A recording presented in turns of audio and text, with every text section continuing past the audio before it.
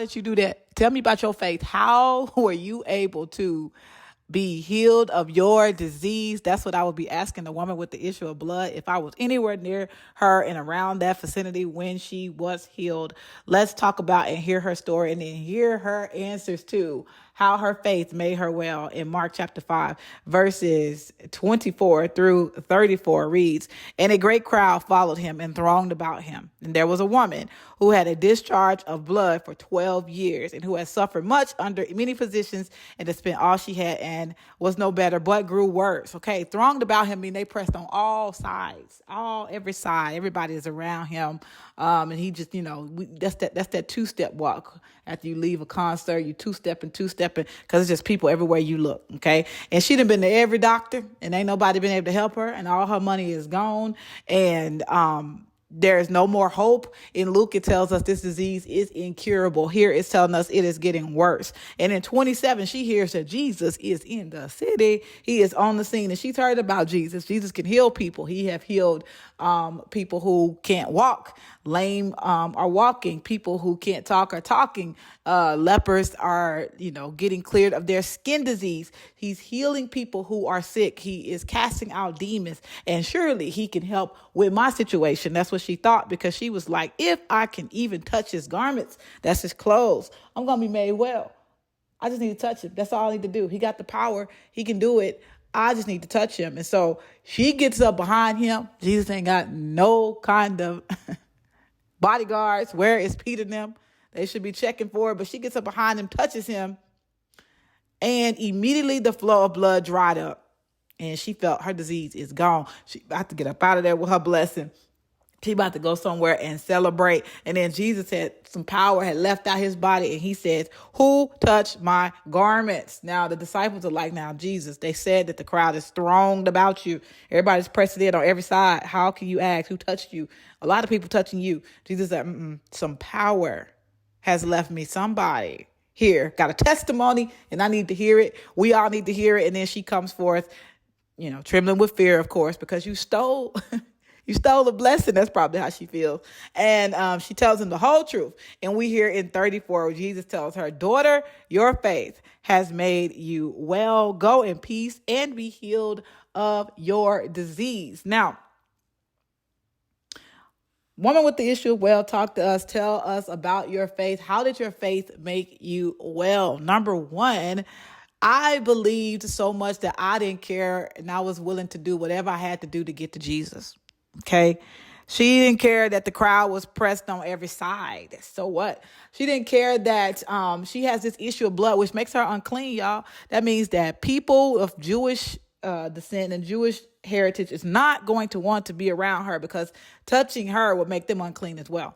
And stuff from society because of this condition. But homegirl did not care. Okay, did not care. I am going to get through this crowd. In Matthew, it said that she touched the hem of his garment, which means she's getting low. I don't care about being kicked. Don't care about being pushed. Don't care about what they got to say. I don't care. I'm going to get to the person who has the power to do something about my situation. So number one, I'm going to do everything I can in my power to get to Jesus. That's the first thing she would tell us. The second thing she would tell us is that I did not put Jesus in a box, okay, as to what and how his power had to work. All I know is that I just need to touch his clothing. I'm not telling Jesus, you need to touch me, you need to heal me. I don't need to talk to you. I don't need to tell you my story. She's not, all she knows is that he is full of the power.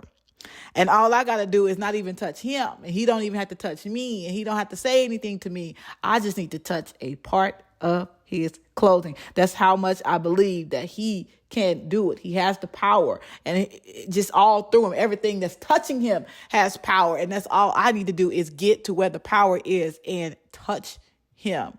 No barriers on how he can heal, because he can do anything. And those two things, her pure, concentrated faith, pushed her to get through the crowd. No matter what you got to do, get through the crowd, press through, press through, press through. No matter if he's on his way to go heal somebody else. We're going to talk about that next week. Press through, press through, press through. And once you get there, just touch him. That's all you got to do, because he can do it. That's pure cut, uncut faith that he has power and he can heal me. And all I need to do is be around him and touch him. And that is what made her well. Now, in verse 34, that made you well can be two things because it's complete, it's whole. She is not only cured of her condition, like, and I know it's getting better. It's over with. It's done with. She's good to go. She got discharge papers. Hey, girl, everything is good. It checks out. You ain't even got to follow up with us no more. You healed. She got that in that well that Jesus said, and she also has made her complete and whole spiritually. Because now you believe, you know who Jesus is. He is Lord. And he is the one who can save you. So faith requires you to go the distance, do what you gotta do to get to Jesus, and don't put him in a box. Don't try to tell him how to bless you and how to move in your favor and how to heal you and how to, just believe that he could do it. And it don't matter how bad your situation is and how far gone it is and how much on earth it says it's over with. Just believe that Jesus can do it. And then be made well. I got to add the fact that Jesus said, who touched me? Not necessarily that he needed to have the answer to that question, but to draw her out. And we needed to hear her testimony. Okay. When you are healed, everybody needs to know. We would not have known the fact that she was healed just by touching his garment and his clothing had Jesus not called her out and made her testify in front of everybody. Okay. And look at what that does. That gives us an example of the power that Jesus has. It gives us hope and encouragement that he can fix our situation regardless of the fact of whether or not it's been going on for 12 years and I've did everything I can do on earth and nobody else can do anything about it. We can see that, yes, I can be healed and it can be healed instantly and immediately. And all of that by way of the touch of Jesus Christ. Your testimony is important to share with other people so that their faith can increase and grow as well. Now, I hear some of you talking and I understand because I'm human and we've all been there. Sometimes it don't work. You've been touching him spiritually and nothing is happening. This is her testimony. This is her story. Next week, we're going to hear from Jairus. That wasn't his testimony. He had to hold on to some faith. And so check out next week because sometimes faith requires that we hang in there a little bit longer before we get our deliverance, our blessing, our healing. So drop it in the comment section. Anything I missed, anything you want to share, your favorite faith stories in the Bible or real stories of faith, drop it in the comment section. I would love to hear from you.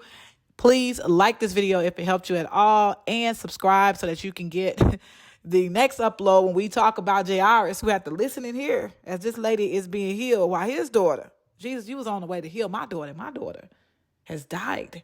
So next week, we're going to hear from Jairus, and he's going to tell us what to do when your miracle and your blessing is being delayed, how you need to hang on to your faith. Please make sure that you subscribe to this channel for all content that's going to encourage you and more Bible studies where you can grow in the Word of God. Thank you so much for watching and for listening. We'll see you next time. Bye.